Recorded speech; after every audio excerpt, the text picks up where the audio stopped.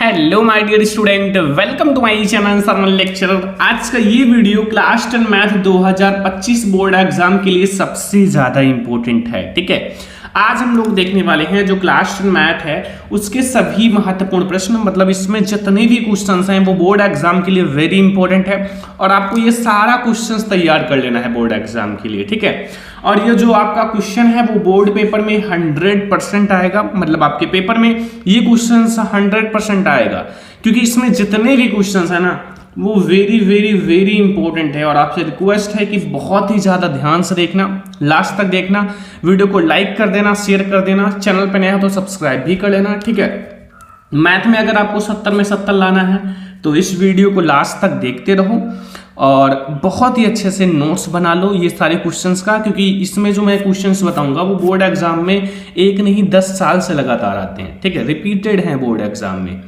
तो इसलिए आप लोग बहुत ही ज़्यादा ध्यान से देखना। तो सबसे पहला क्वेश्चन आप लोग देखो यहाँ क्या पूछ रहा है, सिद्ध कीजिए कि 5 + √3 एक अपरिमेय संख्या है। आपको सिद्ध करना है कि जो 5 + √3 है एक अपरिमेय संख्या है। ये है अपरिमेय संख्या, बट आपको प्रूव करके दिखाना है। कैसे प्रूव करोगे आपको पता होगा, नहीं पता है तो अभी पता चल जाएगा। बहुत ही आसान तरीके से बताऊंगा। ठीक है, मतलब कुछ भी नहीं है, आप बहुत आसान तरीके से समझ जाओगे। हल देखो मैं आपको समझाता हूं। आपको सबसे पहले आपको अपरिमेय सिद्ध करना है तो इसका उल्टा मान लेना है। क्या मानना है? मानना पड़ेगा ना, मैथ है, मैथ में आपको मानना ही पड़ता है। माना कि जो मतलब हमारा 5 + √3 है, 5 + √3 क्या है? एक परिमेय संख्या है। क्या मानना है? कि जो 5 + √3 है एक परिमेय संख्या है। मैंने क्या कहा है कि इसका उल्टा मानना पड़ेगा। ठीक है, तो आपको क्या मानना है? परिमेय मानना है। अपरिमेय आपको सिद्ध करना है तो आपको परिमेय मानना है। ठीक है, अगर 5 + √3 एक परिमेय संख्या है तो हम इसको क्या लिख सकते हैं? 5 + √3 को हम बराबर लिख सकते हैं a/v या p/q। तो हम लोग a/v के रूप में लिखते हैं, कुछ भी लिख सकते हो, p/q भी लिख सकते हो, a/v भी लिख सकते हो। अब कहोगे सर यहाँ a v क्या है? तो यहाँ आप समझ लो जहां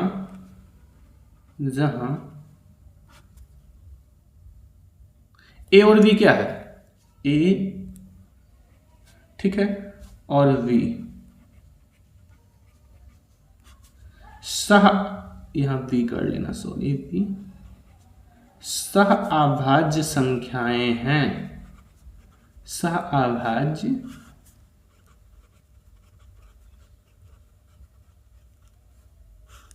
संख्याएं हैं। ठीक है, अब अगर ये सहअभाज्य संख्या है तो याद रखना कि परिमेय संख्या का जो हर होता है v, इसको इज नॉट इक्वल टू 0, 0 के बराबर नहीं होना चाहिए। ठीक है, 0 के बराबर नहीं होना चाहिए, बस ये ध्यान रखना।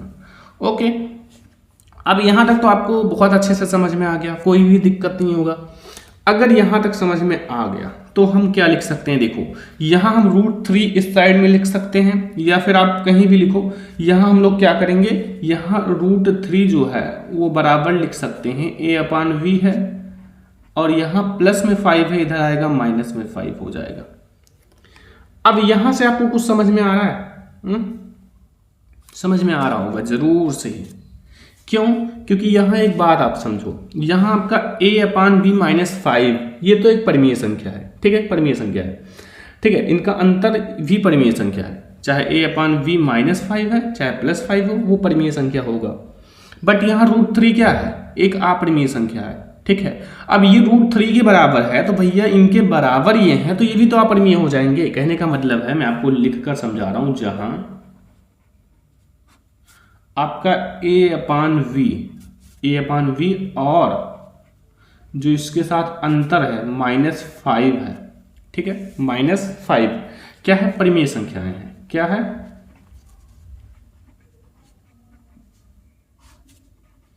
परिमेय संख्याएं हैं, अतः इनका अंतर भी परिमेय होगा। ठीक है, क्योंकि इनका अंतर का मतलब क्या होता है? माइनस है ना बीच में, अतः इसका अंतर भी परिमेय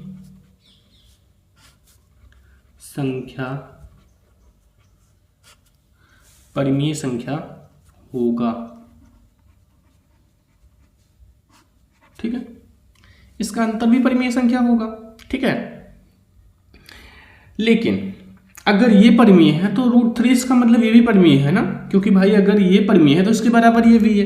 तो हमें ये भी कह सकते हो कि चूंकि जो √5 है, सॉरी √3 है, √3 है एक परिमेय संख्या है। भाई अगर वो परिमेय है तो उनके बराबर ये भी तो है, तो ये भी परिमेय संख्या है।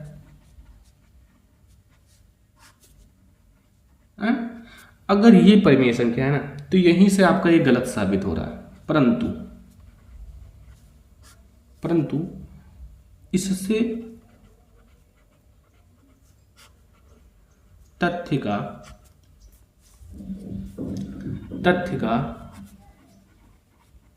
विरोधाभास मतलब गलत सिद्ध होता है, विरोधाभास है। ठीक है, कि जो √3 है, √3 एक अपरिमेय संख्या है। ठीक है, सभी को पता है कि जो रूट में होती हैं विषम संख्याएं वो अपरिमेय होती हैं। अपरिमेय संख्या है, क्या है? अपरिमेय संख्या है। इसलिए जो हमने माना था कि ये परिमेय संख्या है, इसलिए यह कल्पना गलत है।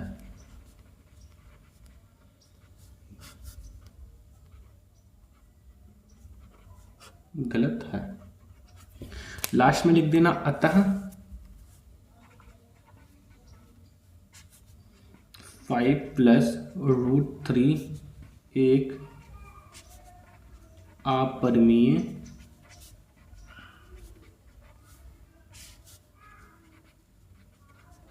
संख्या है। सिद्ध हो गया ना। देखो है बहुत आसान, लिखना ज़्यादा है, बस ये 2 लाइन है, उसके बाद लिखना ही है। और लिखने में क्या है, बस अंतर लिखना है। √3 अपरिमेय है तो ये भी अपरिमेय है, बस हो गया। ठीक है, बस मेन चीज़ है ये लिखना समझ जाओ। ओके, तो ये पहला क्वेश्चन आप लोगों को बहुत अच्छे से समझ में आ गया होगा। और मैं आपको एक टिप्स दे देता हूँ, आपको सीखना क्या क्या है। √3 भी सीखना है, अपरिमेय संख्या कैसे है, √2 भी सीखना है, √5 भी सीखना है। ठीक है, और बस और भी आप सीखते रहो, मतलब ये सब सीखो। 2 - √5 भी सीख लो, ये सब सिद्ध करना सीख लो कि ये सब अपरिमेय संख्या कैसे है। ठीक है, ये मैं आपको एडवांस में बता रहा हूँ। ये 4 चीज़ें आपको सीखनी है। ठीक है, बहुत इंपॉर्टेंट है और इसी लॉजिक पे लगेगा। ठीक है, अगर √5 नहीं जानते हो तो सर्च कर लो, √5 एक अपरिमेय संख्या है। 22 सरवन लेक्चरर हमारी वीडियो आपको मिल जाएगी। तो ये पहला क्वेश्चन आप लोगों को बहुत अच्छे से समझ में आ गया होगा। अब हम लोग देखते हैं दूसरा नंबर क्वेश्चन। तो अब हमारा सेकेंड नंबर क्वेश्चन देखो ध्यान से। ठीक है, एक एक क्वेश्चंस को ध्यान से देखना। हो सकता है यही क्वेश्चंस का जो मतलब नंबर है चेंज कर सकता है बोर्ड एग्जाम में। 9 की जगह 11 कर सकता है, 27 की जगह 31 कर सकता है। तो ये सब छोटे मोटे पॉइंट याद रखना। ठीक है, ये सब बोर्ड एग्जाम में होता है। जैसे आपने सिद्ध किया है √5 एक अपरिमेय संख्या है, बोर्ड एग्जाम में √2 आ जाए तो आप लॉजिक को समझो, रटो मत, मैथ है ये। ठीक है, सेकंड नंबर क्वेश्चन है 2 अंकों से बनी किसी संख्या के अंकों का योग जो है वो 9 है। ठीक है, 2 अंकों से, ध्यान रखना 2 अंक इकाई दहाई से बनी किसी संख्या के अंकों का योग 9 है। यदि संख्या के अंक क्या है उलट दिए जाएं तो बनने वाली संख्या मूल संख्या से 27 अधिक होगी। तो आपको संख्या ज्ञात कीजिए। आपको संख्या ज्ञात करना है, आखिर वो संख्या कौन सी होगी। ठीक है, तो बहुत इंपॉर्टेंट है आपके बोर्ड एग्जाम के लिए। तो आओ हम लोग समझते हैं बहुत ही अच्छे से। देखो, सबसे पहले माना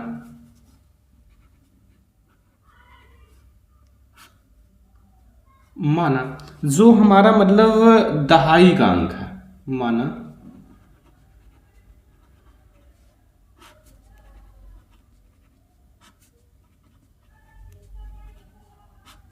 दहाई का अंक, दहाई का अंक मैंने x माना है, ठीक है, तथा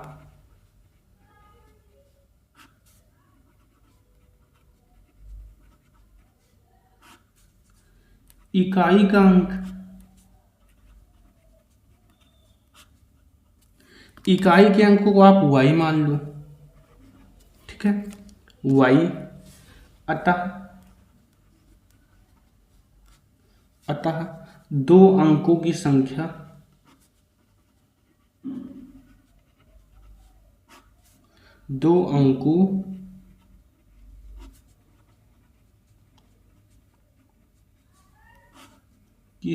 जो होगा वो बराबर होगा, देखो 10x हो जाएगा प्लस y हो जाएगा, इकाई ये है, दहाई x है, ठीक है, दहाई में 10 हो जाता है क्योंकि इकाई में 1 होता है, दहाई में 10 होता है, ठीक है। इतना समझ में आ गया ना, कोई दिक्कत नहीं होगा। अब देखो, अभी हमें यहां देखो 9 है और यदि अंक जो है, संख्या के अंक उलट दिए जाएं, अब हम संख्या के अंक उलटते हैं, अंक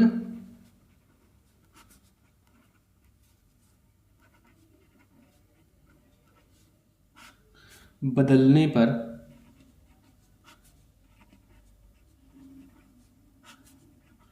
प्राप्त संख्या, अंक बदलने पर प्राप्त संख्या, अंक बदलने का मतलब है कि जहां x है वहां y कर दो, मतलब यहां y कर दो और प्लस x कर लो, ठीक है, बस। अब देखो प्रश्नानुसार अब चलते हैं।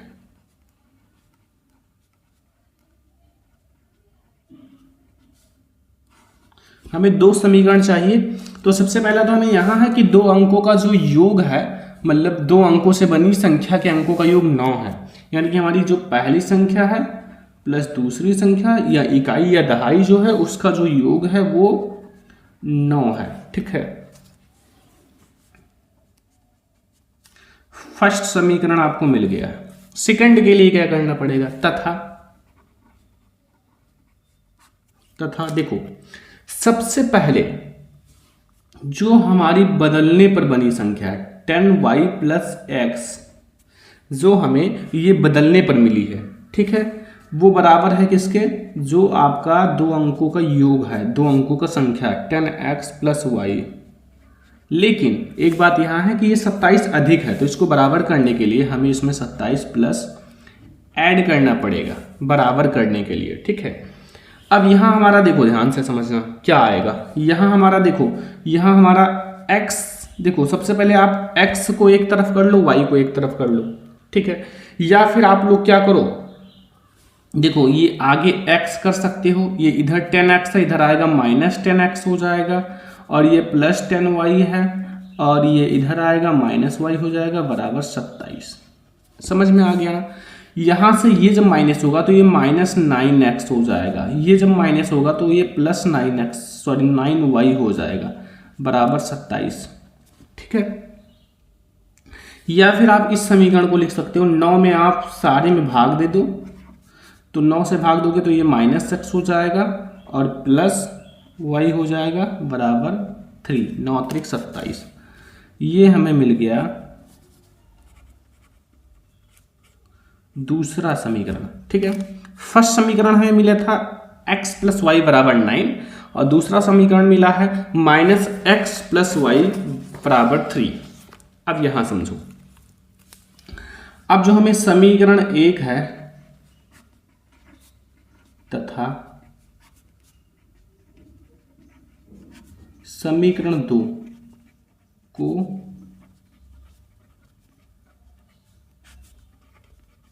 जोड़ने पर, ठीक है, जोड़ने पर, अब इसको जब आप जोड़ोगे तो सबसे पहले तो हमारा क्या है, x प्लस वाई बराबर 9 है और ये है माइनस एक्स प्लस वाई बराबर 3,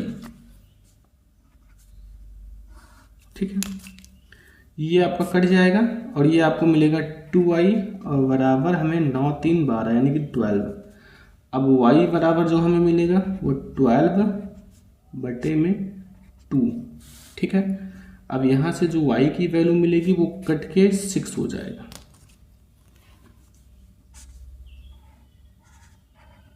y की वैल्यू क्या मिली 6।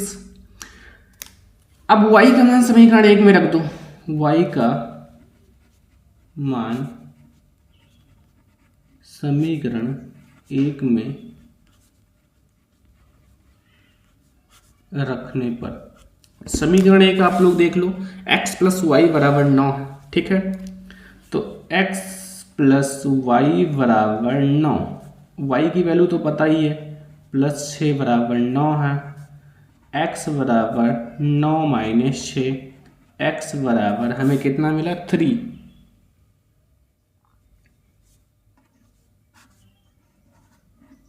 x और y की वैल्यू पता चल गई, तो अब संख्या बता दो, संख्या क्या है।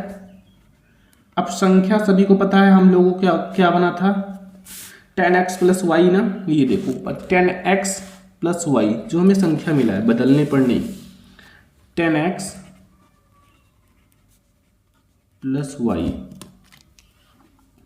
x की वैल्यू हमें कितनी है 3 प्लस 6, तो ये 3 और 6 यानी कि 36 हो जाएगा। संख्या हमें कितनी मिलेगी 36 यानी कि 36, ठीक है। तो ऐसे आप कोई भी क्वेश्चन लगा सकते हो, अगर इस टाइप से क्वेश्चन हो तो आप लोगों को ऐसे ही सॉल्व करना है माय डियर स्टूडेंट, बहुत ज़्यादा इंपॉर्टेंट क्वेश्चन है बोर्ड एग्जाम के लिए। तो आई होप आपको ये सेकंड नंबर क्वेश्चन भी समझ में आ गया होगा बहुत ज़्यादा अच्छे से। तो अब हम लोग देखते हैं तीसरा क्वेश्चन। तीसरा नंबर क्वेश्चन ध्यान से देखो माय डियर स्टूडेंट, कि वह अनुपात ज्ञात कीजिए जिसमें बिंदुओं -3, 10 और 6, -8 को मिलाने वाले रेखाखंड को बिंदु -1, 6 में विभाजित करता है। आपको यहाँ अनुपात ज्ञात करना है, m1 और m2 ज्ञात करना है, मानना पड़ेगा सबसे पहले, क्योंकि हमें जो अनुपात ज्ञात करना है, माना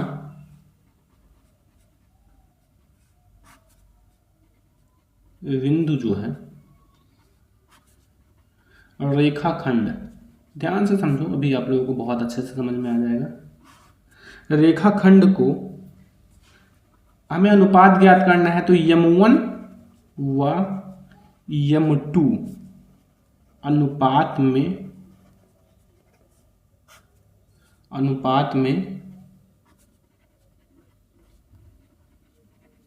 विभाजित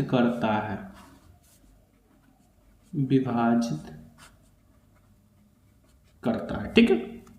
बस m1 m2 की वैल्यू ज्ञात कर लो। अगर फिगर के साथ समझाएं तो सबसे पहले हम बता देते हैं क्या, ठीक है। यहां सबसे पहले आप फिगर समझ लो, ठीक है। अब यहां हमारा एक बिंदु बीच में भी है। अब देखो ध्यान से, सबसे पहले यहां और यहां जो हमारा ये है, देखो ये -3, 10 यहां हो जाएगा, -3 है ना, ठीक है 10, और यहाँ ये m1 अनुपात में विभाजित करता है, ठीक है। और यहाँ आपका ये बीच वाला ये है रेखाखंड का बीच वाला, यानी कि -1, 6, ठीक है। और ये हमारा हो जाएगा m2, ठीक है। और फिर यहाँ जो आप लोगों का है वो बिंदु जो है वो 6, -8, ठीक है। बस हो गया, ये हमारा एक फिगर है, सिंपल सा फिगर है, इसमें कोई सा भी हार्ड नहीं है फिगर में। अब हम ज्ञात करते हैं m1 और m2 का रेशियो, देखो विभाजन सूत्र से। अतः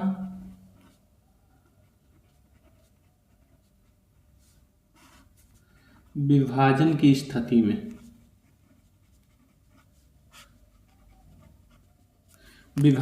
स्थिति में x जो होगा वो बराबर होगा m1 x2, सभी को ये सूत्र पता होना चाहिए, m2 x1 बटे में m1 प्लस m2।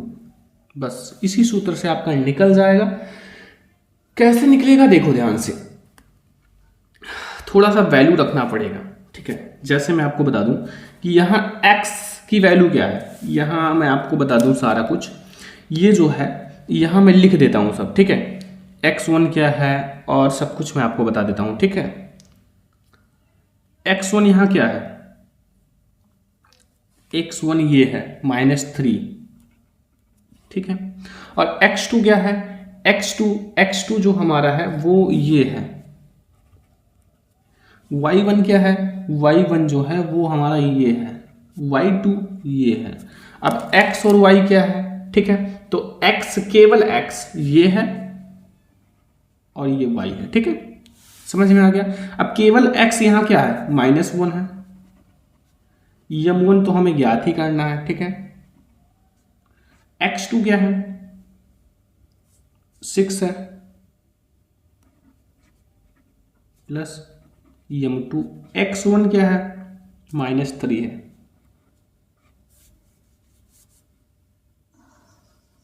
बटे में हमारा m1 m2 तो ज्ञात ही करना है, m1 प्लस m2,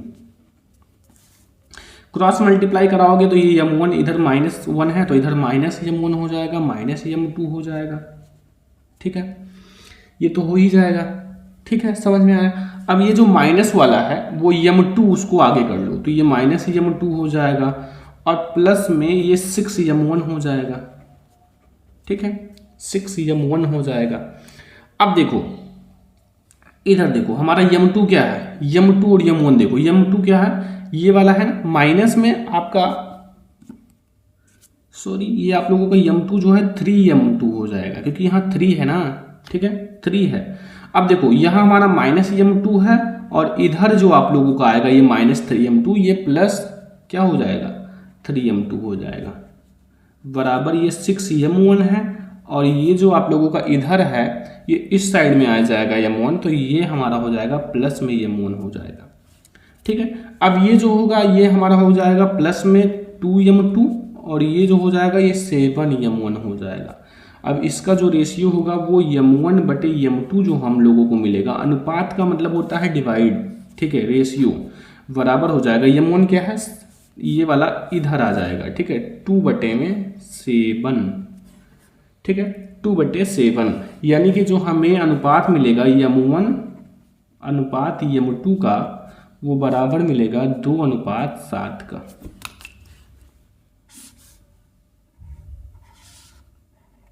ठीक है, 2:7 का मिलेगा, ठीक है, समझ में आ गया ना। बस इसी अनुपात में विभाजित करेगा और m1 और m2 की वैल्यू आप लोगों की निकल आई, ठीक है। तो ये आप लोगों का तीसरा क्वेश्चन है। अब हम लोग देखते हैं चौथा number question. Height and distance का सबसे ज्यादा इंपॉर्टेंट क्वेश्चन है ये वाला, 7 नंबर में आपके बोर्ड एग्जाम में बहुत बहुत बहुत बार आया हुआ है, ठीक है, तो बहुत ही ध्यान से समझना। लिखा हुआ एक 80 मीटर चौड़ी सड़क के दोनों ओर आमने सामने समान ऊंचाई के 2 खंभे लगे हुए हैं, समान ऊंचाई का। इन दोनों खंभों के बीच एक सड़क बिंदु से खंभों के शिखर का उन्नयन कोण 60 डिग्री और 30 डिग्री है। खंभों की ऊंचाई और खंभों के बिंदु के बीच की दूरी ज्ञात करो। थोड़ा सा आपको लिखना पड़ेगा, बट इसको लिखने से पहले मैं आपको फिगर समझा देता हूं, ठीक है, हमको फिगर समझना जरूरी है।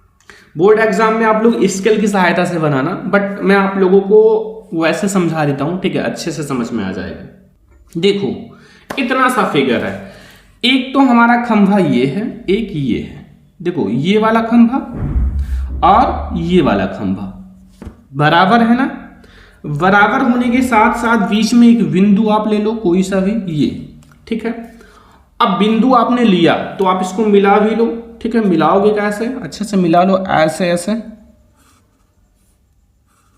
ठीक है, ये वाला बिंदु मिल गया, अब ये वाला भी मिला दो, ठीक है, आप लोग स्केल की सहायता से मिलाना, ये, ठीक है। अब ये हमारा मिल गया, दोनों खंभा का कोण भी पता चल गया, उन्नयन कोण, ठीक है। अब सबसे पहले ध्यान से देखो, 80 मीटर चौड़ी सड़क है, मतलब पूरी सड़क कितनी है, यहां से यहां तक जो पूरी सड़क है वो 80 मीटर चौड़ी है, ठीक है,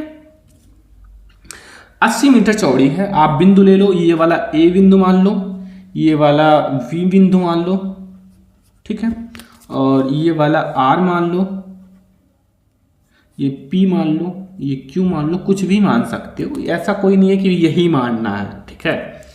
अगर हम इसको x मीटर मान ले तो अगर ये x है तो 80 में से मैंने x को माइनस कर दिया तो हमें ये भी तो मिल जाएगा, ठीक है, ये भी आपको समझ में आ गया।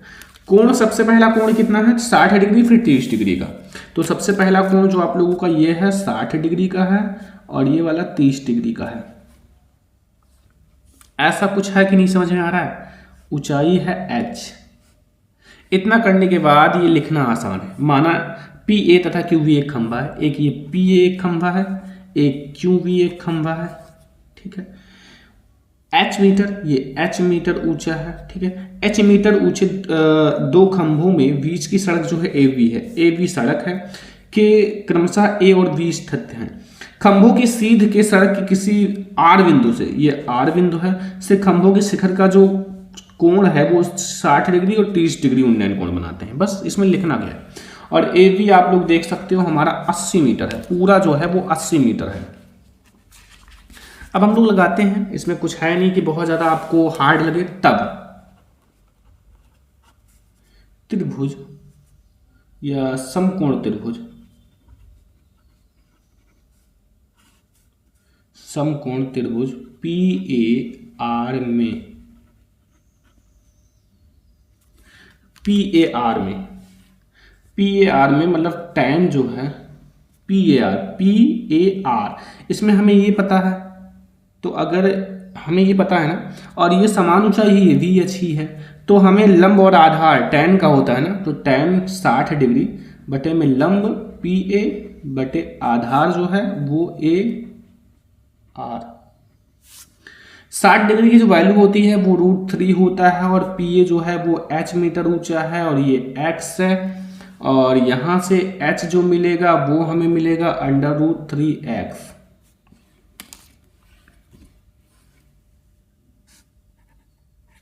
समीकरण फर्स्ट, ठीक है। तथा समकोण त्रिभुज, अब हम लोग दूसरा लेंगे। समकोण त्रिभुज कौन सा? Q V R, Q V R में इसमें भी एक tan लगेगा, लेकिन tan जो है वो कितना है 30 डिग्री है। लंब बटे आधार, लंब हमारा क्यू वी है, बटे में आधार कितना है 80 माइनस x है, ठीक है। अब यहां से कैसे निकालोगे? यहां हमें मिलेगा इसकी जो वैल्यू है 1/√3, ये h है, ये 80 माइनस x है। h बराबर 80 माइनस x बटे में √3, ये सेकंड समीकरण हो गया। यहां से भी हमें h मिला है 80 माइनस x बटे में √3, और यहां से भी मुझे h मिला है √3x, ठीक है। दोनों जगह h दोनों साइड में बराबर है, इसलिए हम समीकरण 1 तथा 2 से, समीकरण 1 व 2 से, एक तो इसको और इसको बराबर लिख लो, क्योंकि हमारा h तो बराबर है, तो यहाँ हमारा जो √3x हो जाएगा बराबर हो जाएगा 80 माइनस x बटे √3, ठीक है। समझ में आया? यहाँ से ये यहाँ जाएगा तो ये √3 जब मल्टीप्लाई होगा 3x हो जाएगा बराबर 80 माइनस x, और यहाँ से जब ये महाराज इधर आएंगे तो ये प्लस x हो जाएगा और बराबर 80। अब ये जब है ये आप लोगों का 4x हो जाएगा, ये 80 यानी कि 80, x बराबर 80 बटे में 4, यहाँ से कट होके x की वैल्यू जो हमें मिलेगा वो कितना मिलेगा 20 मीटर। बस 20 मीटर हमें x की वैल्यू मिल ही गई। तो x का मान जो है वो 20 मीटर है, बीच की दूरी कितना है 20 मीटर। अब हमें x की वैल्यू मिल गई। अब हम h का वैल्यू निकालते हैं, तो समीकरण 1 में x का मान रख दो। समीकरण 1 में x का मान रखने पर समीकरण 1 हमारा क्या है, h बराबर √3x, h बराबर √3 इंटू 20, यहाँ से h बराबर वैल्यू रखो 1.73 इंटू 20, और यहाँ से h बराबर आपका जब मल्टीप्लाई होगा तो ये 34.60 मीटर हो जाएगा।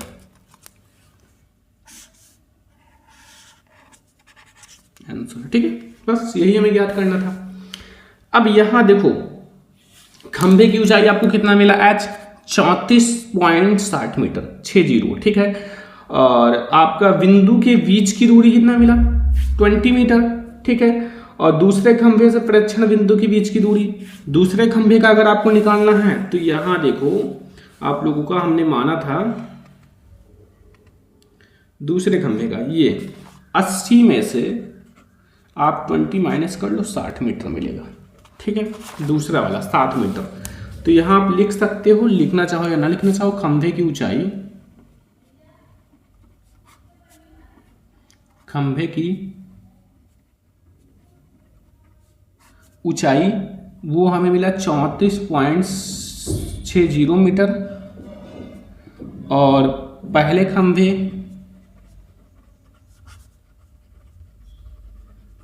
खंभे से प्रेक्षण बिंदु की दूरी वो कितना मिला, वो मिला है 20 मीटर, ठीक है, 20 मीटर। अब देखो पहला हमने x माना था वो 20 हो गया, अब 80 में से x माइनस कर लो, आपका दूसरा मिल जाएगा। तथा दूसरे खंभे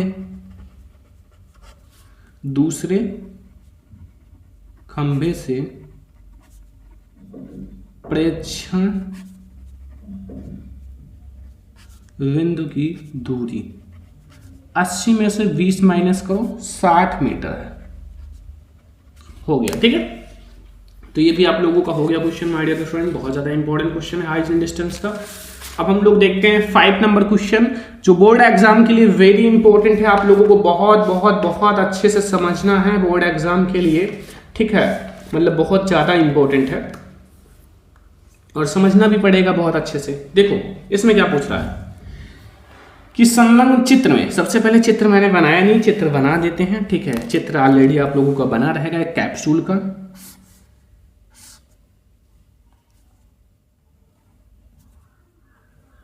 बस, ठीक है। अभी मैं आप लोगों को समझाता हूं, ठीक है। फिगर आप लोगों का नॉर्मल बना रहेगा, बट मुझे समझाना अच्छे से पड़ेगा। संलग्न चित्र में दवा का एक कैप्सूल एक वेलन के आकार का है, जिसके दोनों सिरों पर एक अर्धगोला लगा हुआ है, एक अर्धगोला। पूरे कैप्सूल की लंबाई 14 mm है और उसका व्यास 5 mm है। इसका पृष्ठीय क्षेत्रफल ज्ञात करो। देखो ध्यान से समझो, सबसे पहले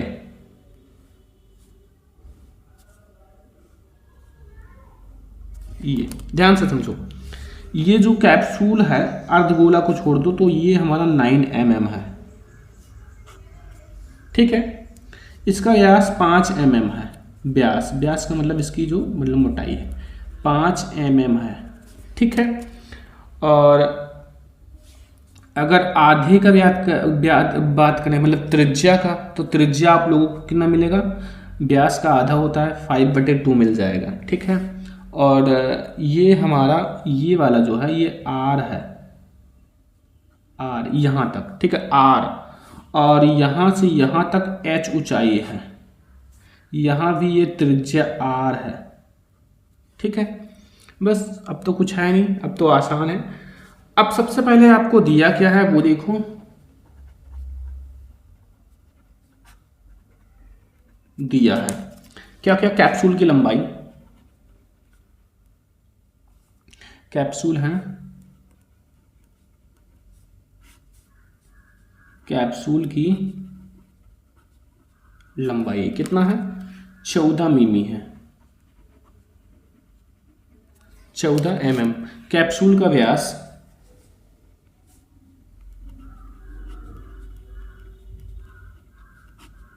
व्यास 5 mm है, ठीक है, मिमी। तो कैप्सूल की त्रिज्या कितनी हो जाएगी,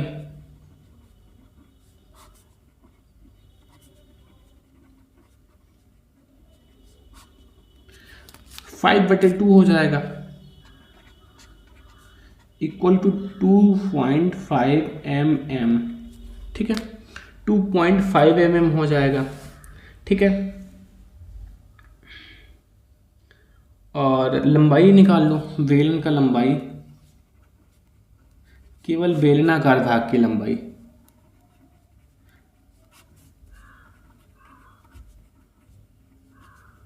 बेलनाकार भाग की लंबाई निकालना है तो पूरा हमारा 14 है, ठीक है। 14 में से मुझे कितना माइनस करना है, 2 पॉइंट यहाँ माइनस कर दो 5, एक अर्धगोला दूसरा अर्धगोला 2.5, मतलब आपको 5 माइनस करना है तो 9 mm मिल जाएगा, जो मैंने यहाँ लिख रखा है, ठीक है। पूरा तो 14 है ना, पूरा तो 14 mm है, लेकिन मैंने इधर का ढाई माइनस करके 9 mm पहले लिख रखा है फिगर में, ठीक है। 9 mm है। अब देखो ज्ञात क्या करना है, पृष्ठीय क्षेत्रफल, ठीक है। तो चित्र से सबसे पहले हम लोग क्या करेंगे, कैप्सूल की लंबाई, ठीक है, ध्यान से समझो, कैप्सूल की लंबाई बराबर कैप्सूल जो है इसकी लंबाई, तो चित्र से स्पष्ट है कि देखो कैप्सूल की लंबाई,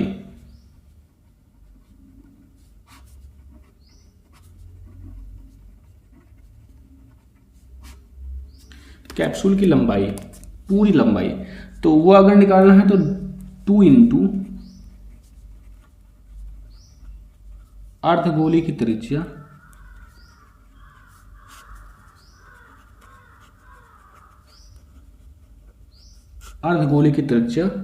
प्लस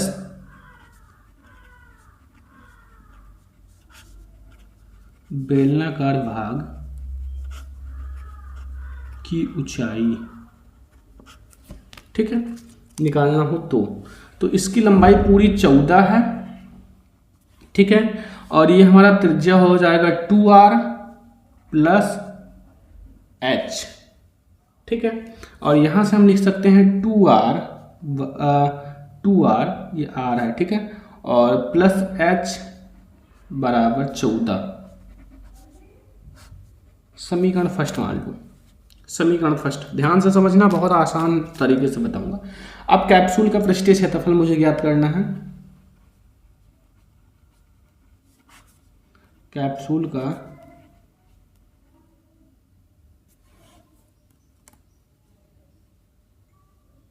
ठीक है, कैप्सूल का पृष्ठीय क्षेत्रफल अगर आपको निकालना है तो हमें यही निकालना है ना, तो सबसे पहले 2, ठीक है, इंटू अर्धगोले का पृष्ठीय क्षेत्रफल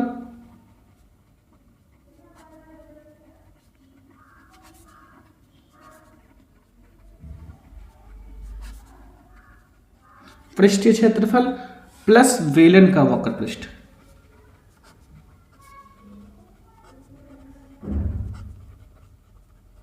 अब बहुत आसान लगेगा आप लोगों को, बस फार्मूला लगाओगे आपको आंसर मिल जाएगा, ठीक है। फार्मूला लगाओगे, देखो सबसे पहले कैप्सूल का पृष्ठीय, देखो सबसे पहले यहां 2 इंटू अर्धगोले का पृष्ठीय क्षेत्रफल का फार्मूला होता है 2 पाई r स्क्वायर, ठीक है, और प्लस बेलन का क्षेत्रफल 2 पाई r h, ठीक है। अब देखो यहां से आप कॉमन ले लो, क्या 2 इसमें भी है, पाई भी है उसमें भी, इसमें भी r भी है, बचेगा हमारा 2r प्लस h, ठीक है। अब देखो ध्यान से, यहां आपका 2r प्लस h, यहां भी 2r प्लस h है, तो आप ये किसके बराबर है, 14 के, इसलिए मैंने इसको समीकरण फर्स्ट मान लिया था। तो यहां समीकरण 1 से आप रख सकते हो, यहां 2 है, इंटू पाई की वैल्यू 22/7 है, ठीक है, ध्यान से समझो, इंटू आर की वैल्यू जो है 5/2 है, इंटू ये जो है इसको हम 14 रख सकते हैं, डायरेक्टली 14 है, ठीक है।